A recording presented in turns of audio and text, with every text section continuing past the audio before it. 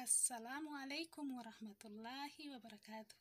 Akkam jirtan nagaya fayyada. Baga nagayaan jiraatanii har'as viidiyoo haaraan qabadhee dhufe har'a faxara bareeda ganama kayeroo sa'aatii guddaa isinirraa hin fudhanne godhutti jira. Warri channel kanaaf haarawaa please like, share, subscribe gochuu hin dagatinaa. Warri duraanuu maatii taatan baga nagayaan dhuftan. Amma wanni anasi qopheeffadhee jiru killee takka anin diqqishuma godhu jira. Namuu akka baay'ina gootaniin waan maraatti dabaluu dandeettanii. Killee takkatti deebi'ee soqiddaa fi sukkaaraan itti naqadhe. Eegas deebi'ee aanan itti naqadha. Diqquma godhee isin agarsiisaa jira. Faxara hedduu bareedaati. Keessattuu warri maatii warri ijoollee qabdan ganama sa'aatii yoo hin arganne yeroo gabaabatti godhuu dandeettanii. Harcee itti naqadhee baking powder illee diqqoo itti naqee zayitii diqqishoo irra buusee maraa eegas akkanatti walitti makadhaa.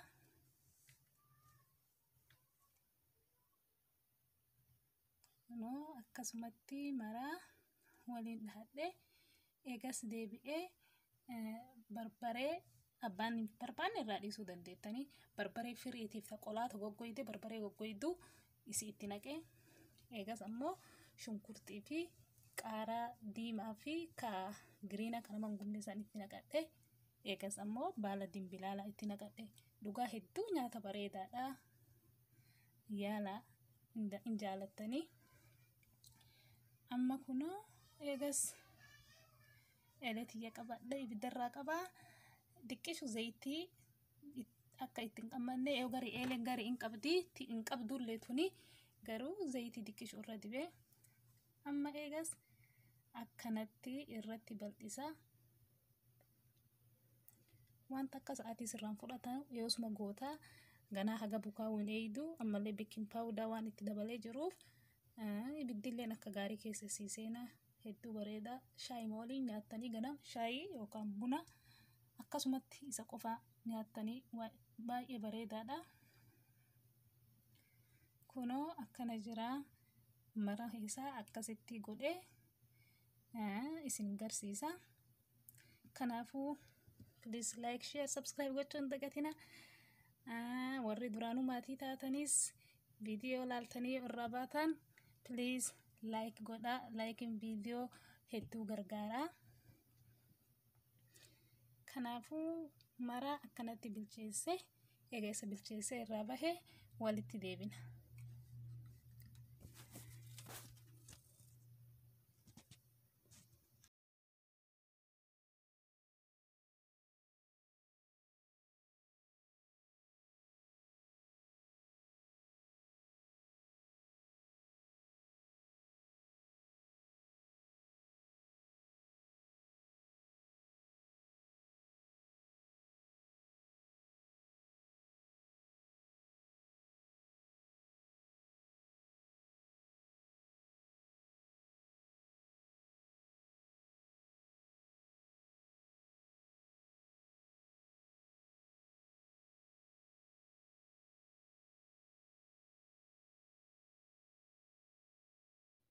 Kunoo bilchaatee akkana jira.